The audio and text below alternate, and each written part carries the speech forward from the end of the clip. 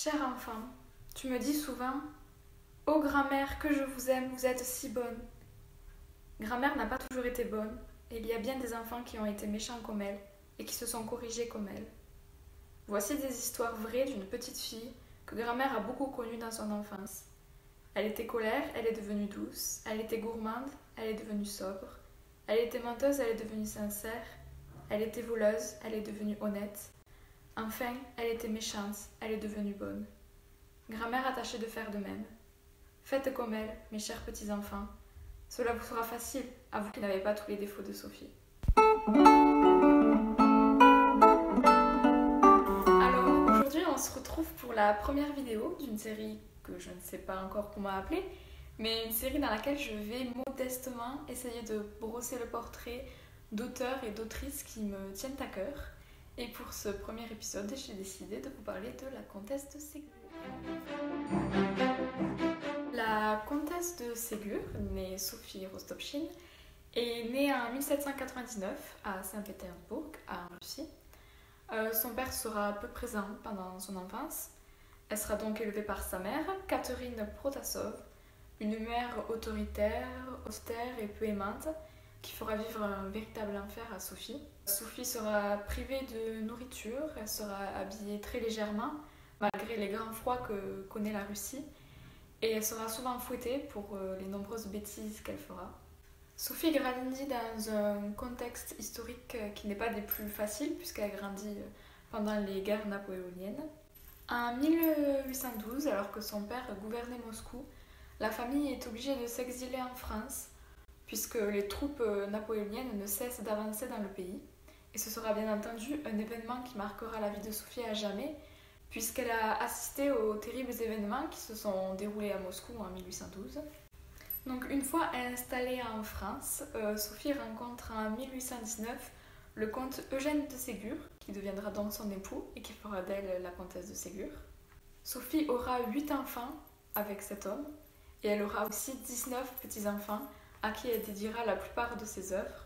Donc son mari meurt en 1863 et elle s'éteindra à son tour quelques années plus tard, en 1874.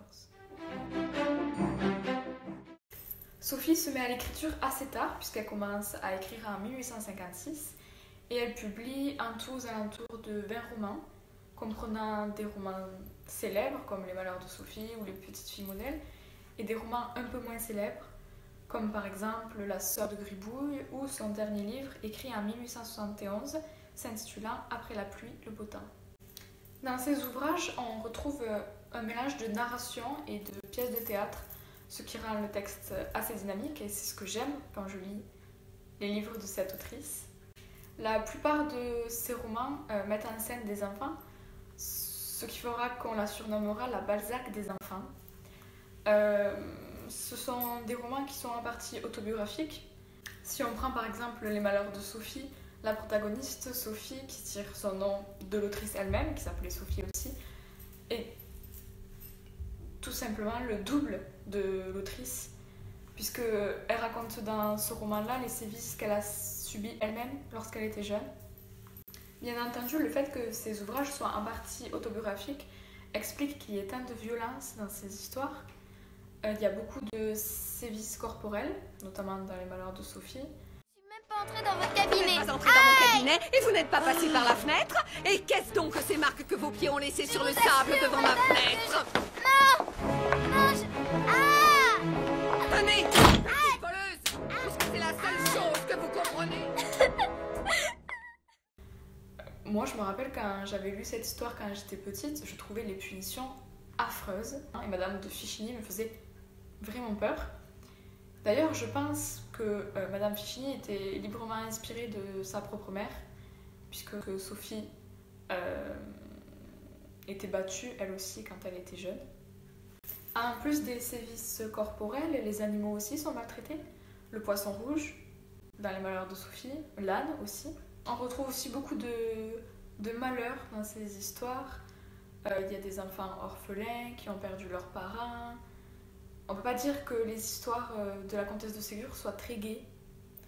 Donc c'est vrai que parfois, je me dis que ça peut être dur de lire des histoires comme ça à des enfants. Dans ce roman, on retrouve aussi beaucoup l'importance des classes sociales, c'est-à-dire que certains livres sont plus portés sur l'aristocratie, sur les gens qui ont des moyens, qui sont riches. C'est le cas par exemple pour les Malheurs de Sophie, ils vivent dans un château qui est magnifique. Alors qu'au contraire, d'autres romans traitent plus des classes inférieures, des valets, des servants, des pauvres, des orphelins. Et on sent vraiment que pour elle, cette histoire de classe sociale était importante parce qu'elle fait beaucoup de rappels tout au long de ses histoires. Alors bien sûr, la comtesse de Ségur a indubitablement marqué l'histoire de la littérature, et ce qui explique aussi les nombreuses adaptations de ces romans qu'on a pu voir à l'écran. On a bien sûr la série télévisée, qui est une adaptation de la trilogie Les Malheurs de Sophie, Les Petites Filles Modèles et Les Vacances, qui a été réalisée par Bernard Derriès, qui contient 26 épisodes. Moi personnellement, c'est comme ça que j'ai connu l'histoire de Sophie. Je me souviens que je regardais cette série tous les midis, quand je rentrais manger chez ma mamie. J'adore cette série. Je la regarde au moins une fois par an, parce que je la trouve vraiment belle et elle est bien réalisée. Mais Les Malheurs de Sophie n'est pas le seul roman de la comtesse à avoir été adapté. Le Théâtre de la Jeunesse a notamment adapté L'Auberge de l'Ange Gardien, Le Général d'Ourakine, Les Deux Nigauds, Un Bon Petit Diable et enfin La Sœur de Gribouille.